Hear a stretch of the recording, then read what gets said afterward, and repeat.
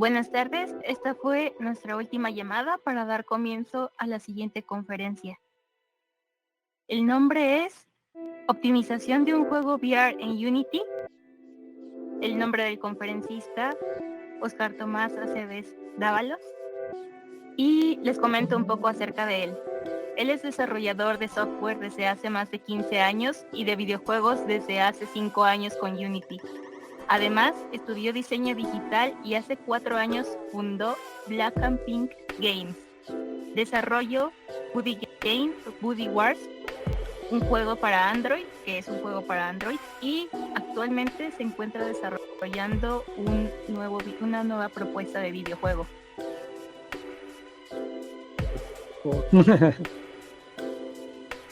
Muy bien. Hola, Oscar. Hola. Listos y preparados. Todo bien. Nervioso, pero bien. Nervios de los buenos. Muy bien.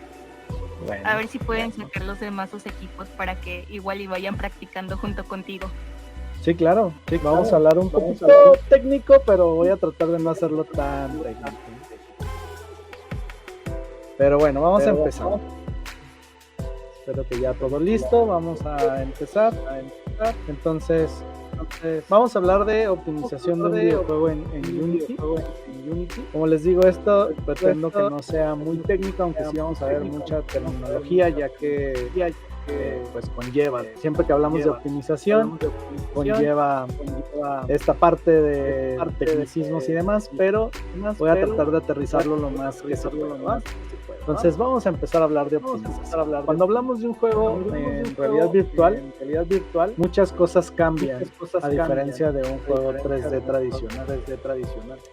Aunque muchas tienen relación en sí y que tenemos que cuidar en un juego 3D, digamos, normal, cuando hablamos de realidad virtual, algunas se hacen mucho más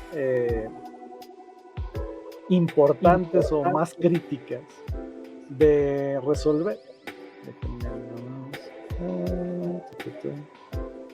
Vamos a aquí. Listo. Entonces,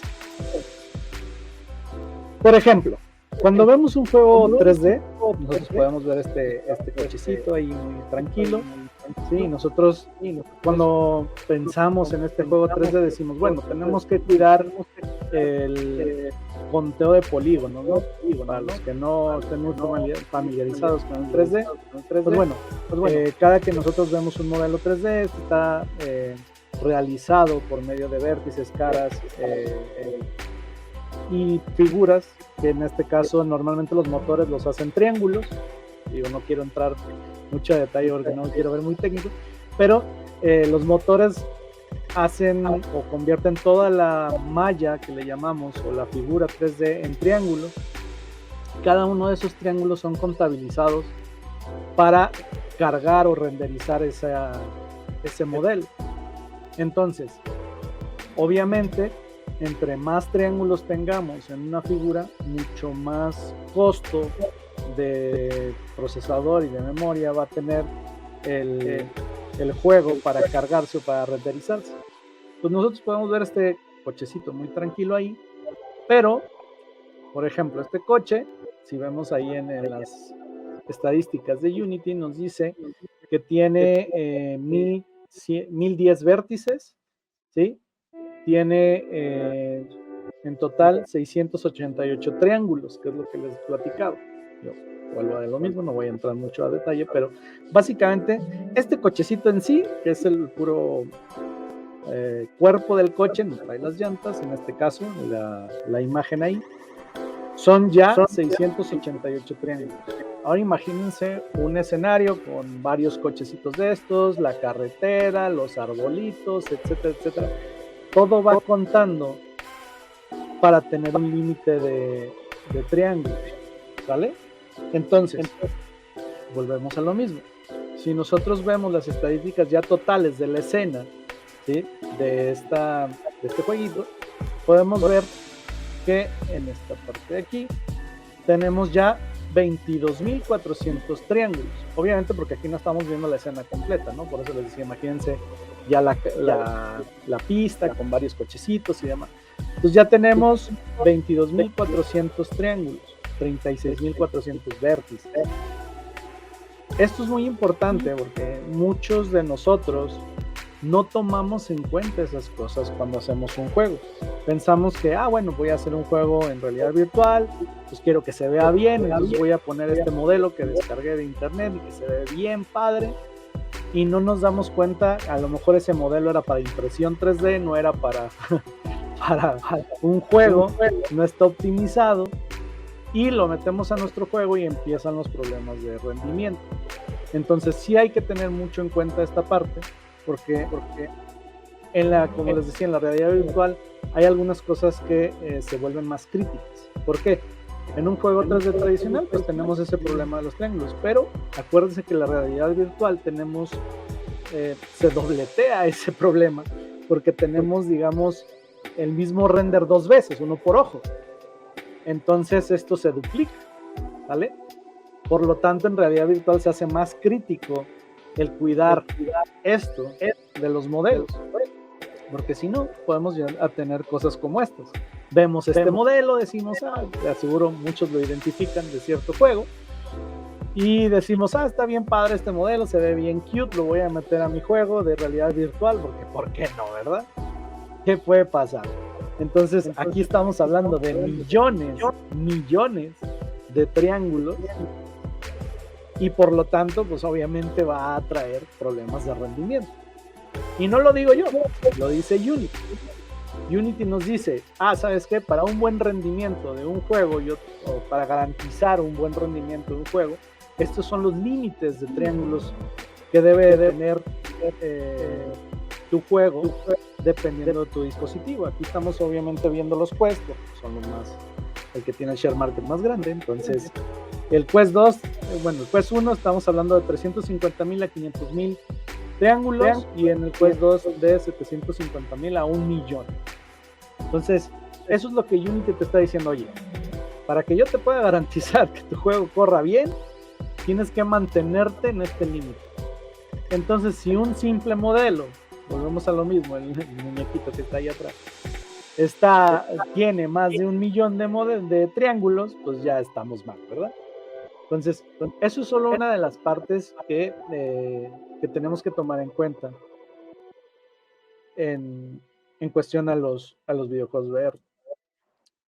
Claro que hay algunas técnicas que nos pueden ayudar a mejorar esta parte. Si tú estás, digamos, en el límite o quieres bajarlo, optimizarlo un poquito más, las mismas mallas de Unity o las herramientas de Unity traen ya sea una compresión de la malla, una optimización de la malla, o podemos hacer lo que se le llama el occlusion cooling. El occlusion cooling es básicamente que no renderice toda la escena, bueno, más bien el frustum, que es, otra vez, no quiero entrar en mucho tecnicismo, pero es como el espacio que ve la cámara.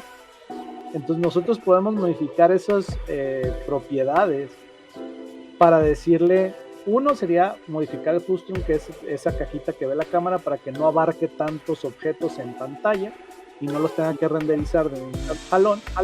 Y la otra es con el occlusion cooling, que es básicamente lo mismo, más o menos, que es renderizar solo lo que ve la cámara y no lo que, por ejemplo, si yo tengo una pared que está tapando ciertos objetos, pues los que están atrás de la pared no se van a renderizar hasta que el jugador, digamos, tenga ese rango de visión y los pueda ver. Si está viendo la pared y hay objetos detrás de la pared, no tiene caso que la cámara los esté renderizando y por lo tanto que tengan costo para nuestro juego. Entonces esas son algunas técnicas que podemos utilizar para manejar esta parte del polygon. Algo muy similar que va de la mano son los draw calls, que son los llamados de objetos, digámoslo así, si lo quiero poner en un... si quieren las preguntas las respondo al final. Ahí estoy viendo ya algunas, al final les voy a responder a sus preguntas. Entonces les digo, estos llamados son, pues básicamente el renderizado en pantalla. Y aquí entramos en un tema, porque por ejemplo aquí podemos ver a nuestro cochecito, que simplemente tiene En sí el coche pues, no tiene tantas llamadas, 250, que no es tanto, pero si vemos por acá abajo, en la pura luz tiene 209 llamadas. Y esto es lo que a lo que quiero llegar es a una parte muy importante del ver, que es la iluminación. Ahí como ven en la pantalla, pues la iluminación tiene bastantes toques de iluminación en esta escena. Entonces, en VR es muy importante, ya vamos a tocar este tema más adelante, muy importante que tengamos cuidado con la iluminación, porque la iluminación es algo de lo más costoso en un juego. Por lo tanto, sí tenemos que tener mucho cuidado. Les digo, más adelante les voy a dar algunos tips que pueden hacer para optimizar sus luces, pero sí quiero dejar en claro que la iluminación, como lo vemos aquí, es algo de lo más costoso. Ahora, ¿qué podemos hacer para bajar estos llamados? Porque esto es por cada uno de los elementos que estén en pantalla, obviamente. ¿Qué podemos hacer para bajar estos llamados? Bueno, hay dos técnicas muy sencillas que nos pueden ayudar a bajar estos llamados, que son los batches. ¿Sí? Hay batches estáticos y hay batches dinámicos. Los batches estáticos es básicamente cuando tú tienes objetos que no se van a mover. Imagínense todas estas sillas que están aquí en el auditorio. Las vamos a tener ahí, se van a tener que renderizar. ¿Sí? Pero si yo renderizo cada una independiente, va a ser una llamada cada una.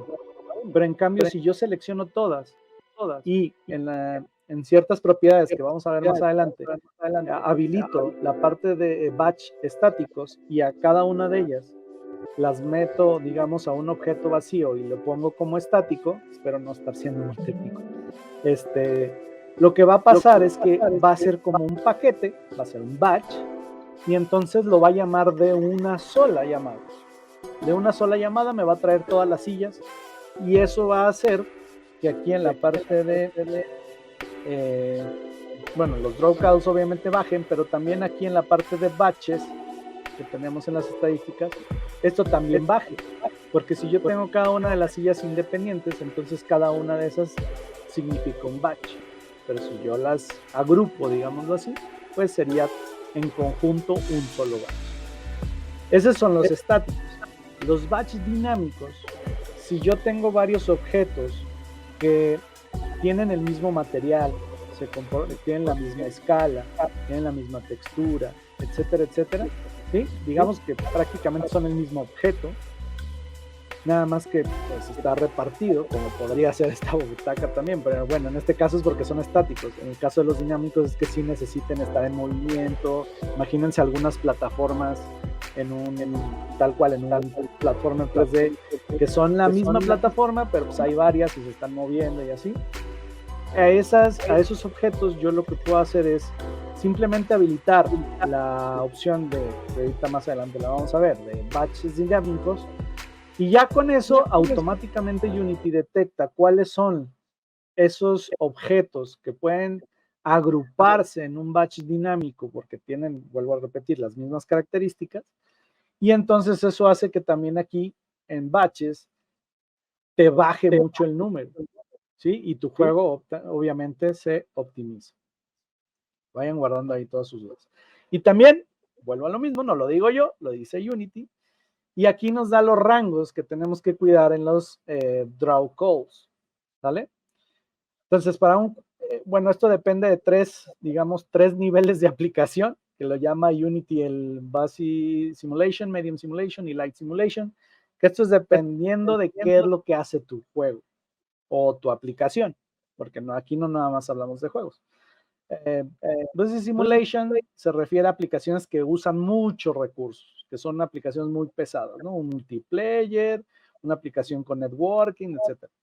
Medium Simulation es que más o menos usa recursos como un single player FPS, un jueguillo, de social, pero más o menos con varios usuarios.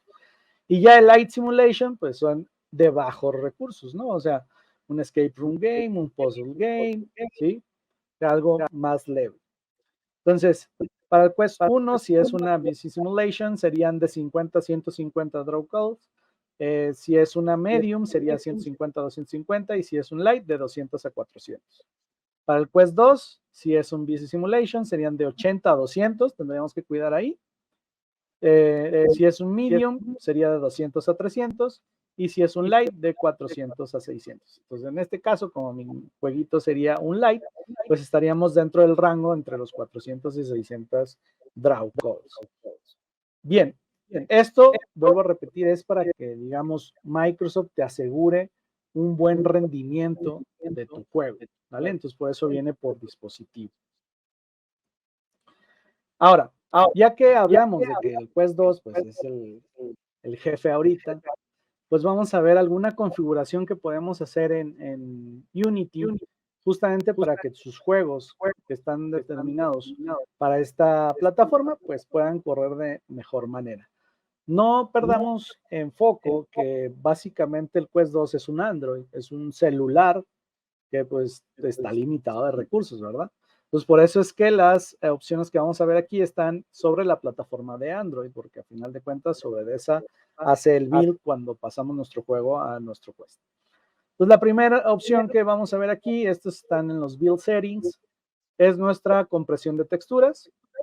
Lo que nos recomienda Microsoft en su documentación es que para la parte de Quest 2 o de VR usemos el ASTC, que es básicamente la compresión de las texturas, nada más como parte ahí de mejoramiento o el rendimiento. Ya dentro de los Project Settings tenemos algunas otras, como el Color Space. Este Color Space es básicamente cómo se va a manejar la iluminación. Normalmente creo que, si mal no recuerdo, es Gamma, el que viene por default, que es un poco más realista, si así lo queremos decir. Vuelvo a entrar en detalles, no quiero ser muy técnico, es como más realista la iluminación. Y este linear es como más móvil, porque eso es lo que queremos, ¿no? Bajarle un poquito de pelitos a la intensidad para que pueda correr de manera fluida mi juego. Entonces se recomienda usar el linear. En los APIs gráficos, que son básicamente los motores gráficos que van a procesar y renderizar mis objetos, por default viene el OpenGL-S3 y el Vulkan, pero Vulkan no lo necesitamos tal cual para nuestros fines de nuestro Quest, entonces lo podremos retirar y dejar solamente el OpenGL-S3 para que sea mucho más ligero la carga. Vuelvo a repetir, si soy muy técnico me dicen y le bajo otra rayita. Por acá abajo tenemos otras, bueno, aquí está lo del static batching y dynamic batching que acabo de decir en el slide anterior. Aquí es donde los habilitan. Acuérdense, estoy en Project Settings, en la parte de Player. Pues aquí es donde los habilitan. Este multithreading rendering es justamente para para el uso de los cores del procesador, que como es multicore, pues para que pueda renderizar cosas, cada uno de los cores y puedan ser tareas paralelas y funcione mucho mejor. Entonces siempre revisar que lo tengamos habilitado. Bien, viendo otras cosas, lo que Unity recomienda en el caso del minimum API level o API level, ¿sí? Para el Quest 2 se recomienda que pongamos el Android 10, ¿sí? Para que funcione de manera correcta. Aquí siempre viene una opción más baja, entonces sí hay que moverle para que nos quede con el 10, que es la recomendación de Unity para nuestros proyectos de Quest 2. Y en el caso del Target API, dejarlo en automático para que agarre la última instalada. Siempre hay que tratar de tener actualizados nuestros SDKs o nuestras APIs para tenerla la más actual, ¿no? En el caso del scripting, aquí ya hablando más de código, que ahorita vamos a entrar más a detalle en el código, lo recomendado es utilizar el IL2CPP. ¿Qué es lo que hace esto? Bueno, pues que todo nuestro código que nosotros desarrollamos en C#, a final de cuentas se traduzca a C++, y eso hace que en ciertos aspectos de nuestro código sea mucho más eficiente. También es muy recomendable utilizar la arquitectura ARM64 en vez de la versión 7 para que esto permita que aplicaciones de 64 bits puedan ser manejadas o que nuestro juego se use como una aplicación de 64 bits y funcione de manera mucho mejor. Bien, Ya yéndonos a la parte de calidad, que está por acá, podemos nosotros crear un nuevo nivel de calidad. Ya ven que en los juegos pues hay básico, ultra, máximo, pro, más, etcétera, etcétera. Entonces podemos crear un nuevo nivel donde nosotros pongamos ciertas características. Como les decía, en VR tenemos ciertas consideraciones que van a ser especiales, no van a ser como un juego tradicional 3D como lo hemos visto en otras ocasiones. Acá tenemos que tener mucho cuidadito y ciertas consideraciones porque todavía no tenemos ese poder de procesamiento que nosotros quisiéramos en nuestros headsets. Entonces, lo primero que vemos aquí es el Pixel Light Count. Esta parte de aquí es básicamente cómo se van a visualizar las luces, a qué tanta distancia y qué tan fuertes, quiero usar palabras sencillas, qué tan fuertes se van a ver nuestras luces. Lo normal creo que vienen 4, para VR lo podemos utilizar en 1 o 2 y funciona bien. El anti-aliasing es qué tan definidas se van a ver mis sombras. En este caso, con 2X funciona perfecto. Lo podríamos subir hasta 4X, pero creo que no hay mucha diferencia, realmente no se nota. Entonces, con 2X funciona muy bien. Lo mismo el anisotropic textures es básicamente cómo se van a ver las texturas dependiendo el ángulo de visión del jugador. Aquí normalmente está full, creo, ni más no me equivoco. Lo más recomendable es que se maneje por textura. Y eso realmente optimiza nuestro juego de manera considerable. También desactivar, bueno, aquí no lo puse en amarillito, pero desactivar las soft particles es muy recomendable porque el uso de partículas en VR es un poquito complicado. Entonces, es lo mismo que los soft shadows, como un complemento de las sombras, o en este caso un complemento de las partículas. Hay que recomendable desactivarlas. Y en el caso, obviamente, justamente de las sombras, que es algo de lo más costoso que ya hablábamos, por default vienen las soft y hard shadows. Entonces, lo recomendable aquí es solamente usar hard shadows para que no sea tan costoso para nuestra aplicación. Todo esto hablando de las configuraciones que podamos hacer para que nuestro juego corra de manera correcta. Hablando de shadows, ahora sí nos vamos a meter de lleno en lo que serían las luces. En cuestión a las luces, como les decía, es algo de lo más costoso en los juegos. Algo que nos puede ayudar mucho es la Universal Render Pipeline de Unity. Como ustedes saben, al utilizar un Universal Render Pipeline, tienes mucho más control de todo lo que sería la iluminación. Eso es uno de sus mayores virtudes, digamos, de estas pipelines. Y dentro de esta configuración, pues tenemos todo esto que ven en pantalla, ¿no? Entonces, aquí, no quiero ser muy repetitivo, pero es básicamente más de lo mismo. Si se fijan, aquí tenemos la resolución, bueno, el tipo de materiales que va a ser por píxel. Siempre en VR se recomienda que todo lo que sea relacionado a luces se maneje por píxel, ¿sí? Tenemos también la resolución de las sombras. Aquí, por ejemplo, está en 2048. Igual, dependiendo de qué tantos objetos tengas en tu juego, muchas veces la optimización también va a ser dependiendo del caso, ¿sí? No es la misma optimización de un juego para otro. Entonces, va a depender mucho del caso, pero en general puedes dejarlo en 2048 si no tienes muchos objetos, puedes bajarlo a 1024 si es que ya sientes que tu juego está costándole trabajo. Pero bueno, tú ya puedes ir testeando ahí cuál es el que más le conviene a tu juego, ¿no? Pero sí dejarle en per pixel. Aquí están las resoluciones. Aquí también tenemos lo de las sombras, la distancia, ¿sí? ¿Qué tanta distancia de la luz ya va a empezarse a ver la sombra en general?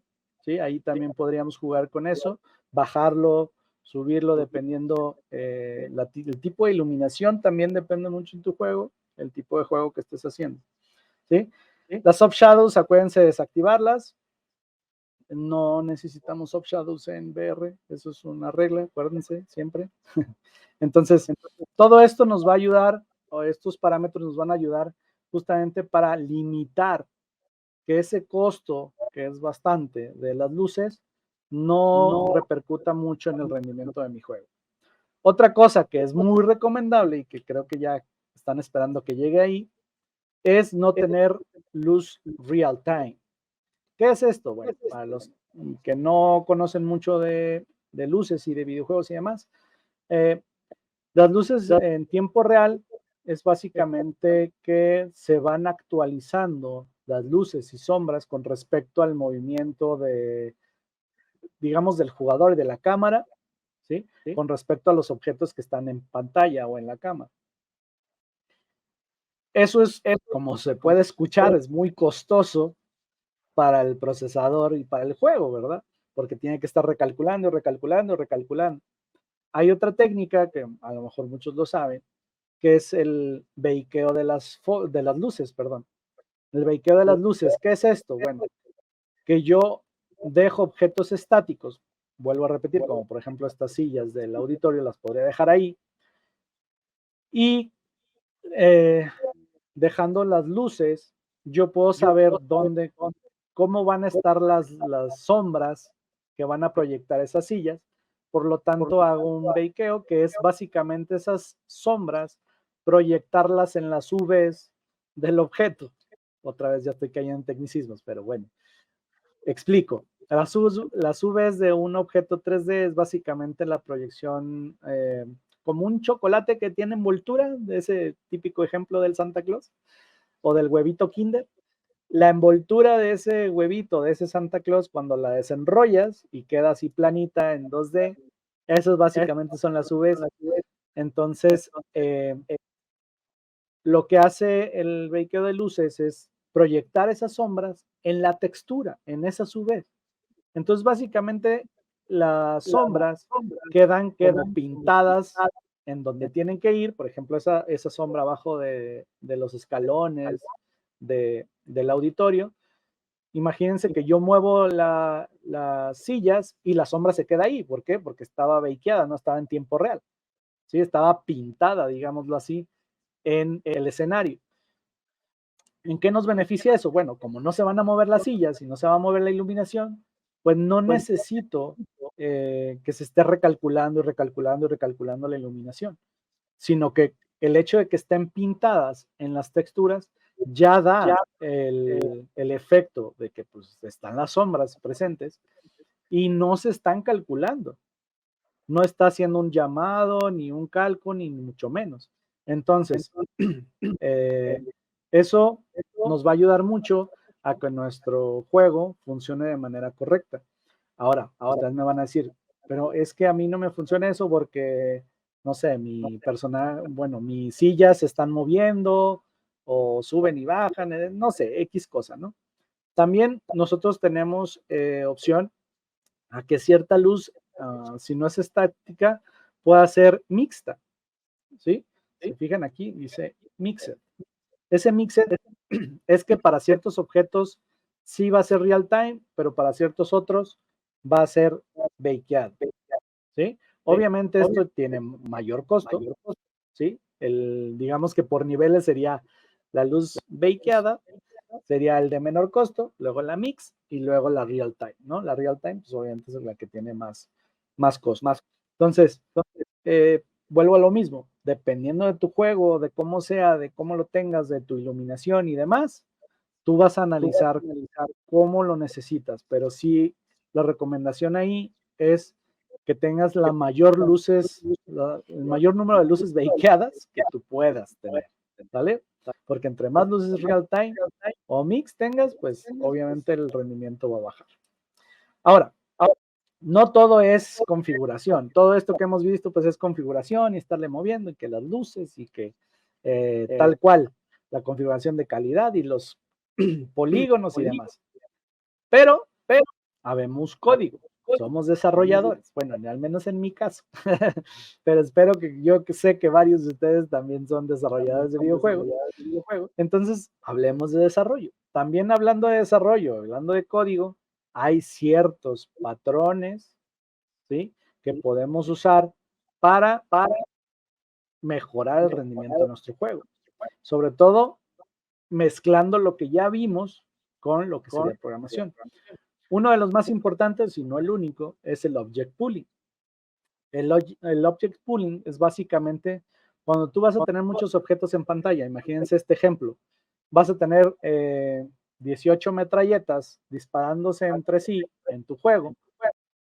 Y lo que tú haces, o lo que normalmente se hace, y no es que esté mal, sino que es lo más común, es que cuando tú instancias las balas, la instancias, la dejas cierto tiempo en el escenario o que pase ciertos límites o algo así y desaparece, la destruyes. Entonces estás creando y destruyendo, creando y destruyendo, creando y destruyendo. Esto, créanme, que mata a cualquier sistema, cualquier juego, cualquier procesador. ¿Por qué? Porque todos esos objetos que estás creando y estás destruyendo están siendo afectados en la memoria RAM. Entonces,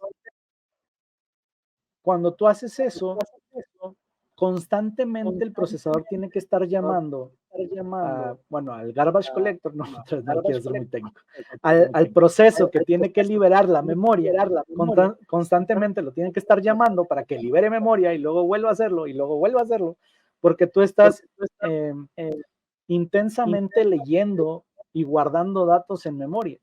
Entonces estás instanciando y destruyendo, y eso hace que la memoria se haga un caos. Por lo tanto, no es muy recomendable hacer eso, no es una muy buena práctica. ¿Cómo lo podemos resolver? Bueno, para eso está el patrón de object pooling. El patrón de object pooling es básicamente lo que te dice es, tú vas a tener un pool de objetos, una cola de objetos, tú vas a tener, no sé, una colección de 10,000 balas, ¿no? Por ejemplo. Entonces, cada que tú quieras instanciar una bala, en vez de instanciarla, lo que vas a hacer es tomar una del pool, de la colección, ponerla donde la tienes que poner, se dispara, ¿sí? Y una vez que se dispara, en vez de destruirla, lo que vas a hacer es que la vas a agarrar y la vas a volver a meter a la colección, que es básicamente el dibujo que tienen ahí, bueno, que se intentó hacer ahí en pantalla, ¿no? Unity ya trae ciertas instrucciones o cierto código que nos puede utilizar, nos puede ayudar a hacer esto con el namespace unityengine.pool, si más no me equivoco. Tiene ya los métodos específicos donde tú le pasas a cuál es tu método para instanciar, cuál es tu método para destruir, cuál es tu método para obtener, etcétera, etcétera. Y ya automáticamente, bueno, no automáticamente, bien, si tenemos que programar, pero es básicamente este concepto. Entonces, esto nos sirve para que los objetos, en vez de estarse instanciando y destruyendo, simplemente se van reciclando, y son los mismos objetos. Entonces, como estos objetos ya están cargados en memoria, ¿sí? Como tú nada más los estás reciclando, no hay ninguna llamada, no hay ninguna solicitud para el objeto, el garbage collector, que se encarga de limpiar la memoria y volverla a poner como debe de ser. No hay ninguna llamada a ese objeto y automáticamente tu código, bueno, no solo tu código, tu juego se ve beneficiado por esta parte. Entonces, aquí a lo que quiero llegar es que no solo es cuestión de configuración y demás, porque muchas veces me ha tocado casos donde el juego sí está muy optimizado a nivel polígonos, a nivel configuración y demás, pero la programación está muy descuidada. Entonces, por más esfuerzo que hagamos en optimizar en cuestión a luces, configuración, polígonos y demás, si tu código no ayuda, también le va a afectar al performance. Ese es el mensaje que les quiero mandar. También tenemos que cuidar el código para saber cuántos GameObjects estoy instanciando, si realmente los necesito tener instanciados, si puedo hacer un object pooling, si puedo evitarme ciertos objetos o no, etcétera, etcétera, etcétera, ¿no?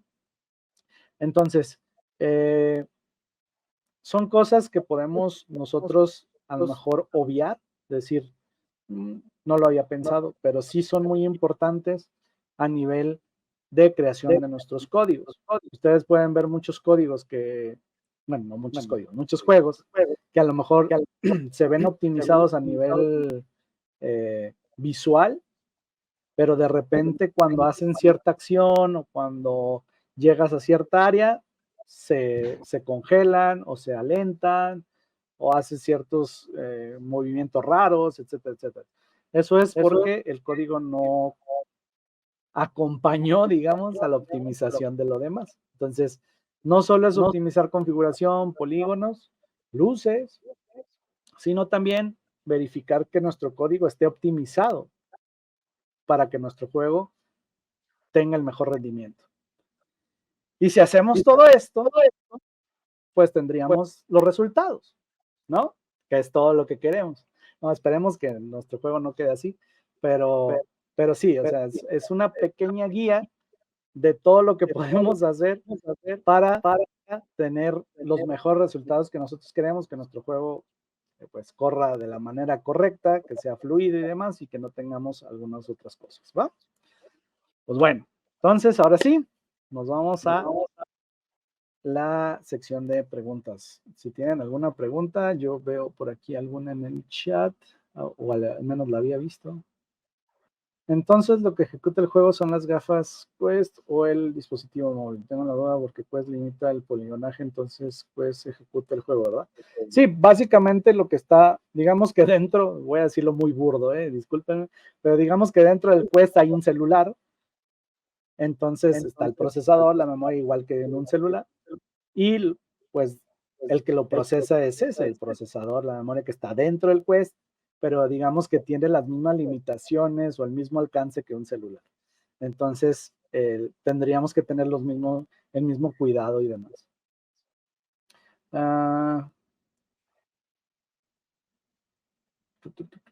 Sí, puedes ejecutar el Vector VR para ver el escritorio de tu compu en tu Quest, sí, sin ningún problema.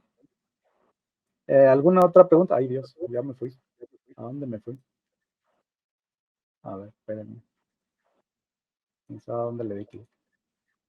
Pero bueno, los escucho, estoy acá atrás. Ahí estoy ya. ¿Alguna otra pregunta? Ya regresé. Buenísimo, Oscar. Gracias por darnos toda, como tú dices, esta guía con datos para que aprendan o para que tengan datos útiles. Sí, sí, sí. Videojuegos. Espero que no haya sido muy técnica, espero haberlos explicado de manera correcta y sencilla. Cualquier pregunta que tengan, adelante. A ver, dice, si quiero desarrollar un juego es viable. De todas maneras, yo ahorita. Dime. Va, adelante. Ok. Dice, si quiero desarrollar un juego es viable empezar con un release para PC y luego portear a Quest, o debo hacer dos builds completamente distintos. Sí puedes empezar con un release para PC, pero tienes que tener ya en mente cómo lo vas a optimizar para Quest. Es como si me dijeras, ¿puedo empezar a hacer un juego para PC y luego portearlo a celular? Sí se puede, pero es muy diferente hacer un juego para PC que para móvil. Entonces, si ya tienes en mente cómo vas a limitar o a bajar las características de tu juego de PC a móvil, es lo mismo que sería de PC a Quest. Si ya tienes la opción, o si el de PC ya está súper optimizado, que puede correr en ambas plataformas, pues adelante. Pero sí son dos builds distintos. Yo tengo otra pregunta para ti, Oscar. Venga. ¿Sí hay alguna metodología para lo del polling? Bueno, es un patrón de diseño. Eso se utiliza, no solo en desarrollo de videojuegos, sino en desarrollo de software y demás. Es más bien un patrón. Ustedes pueden buscar documentación, digamos, del patrón Object Pooling y automáticamente ahí los va a salir. Les digo, Unity ya trae una librería que se llama unityengine.pool. También la pueden buscar ahí en la documentación de Unity. Y es tal cual. No es tal cual una metodología, sino es más bien un patrón de diseño de código.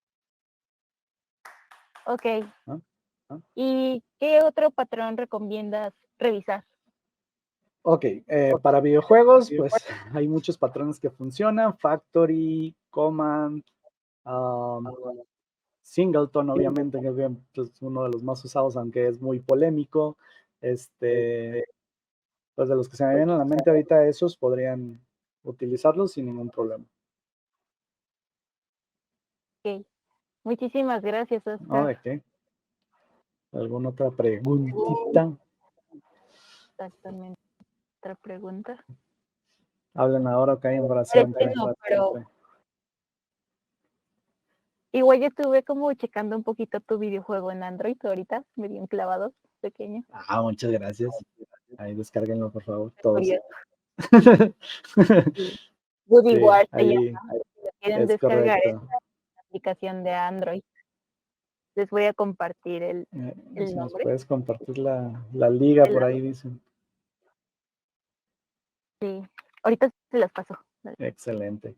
Está ahí en la Play Store, lo pueden descargar y desquitarse de esos virus malignos que nos hicieron la vida imposible los años pasados. Muy bien, eso sería todo de tu parte, Oscar. ¿Algún otro comentario que quieras añadir? No, pues básicamente ahí están en pantalla mis redes sociales, la página del estudio, si quieren checar, ahí también pueden descargar el videojuego. Ahí está mi correo, cualquier duda que tengan, me pueden escribir y con gusto los ayudamos. Y pues nada, de mi parte sería todo. Vale, muchísimas gracias por tu intervención, Oscar. Y ya escucharon, pueden seguirlo en sus redes sociales. Y eso sería todo por el momento. Gracias. Muchísimas gracias, nos vemos. Sí, bonita tarde, Oscar. Igual.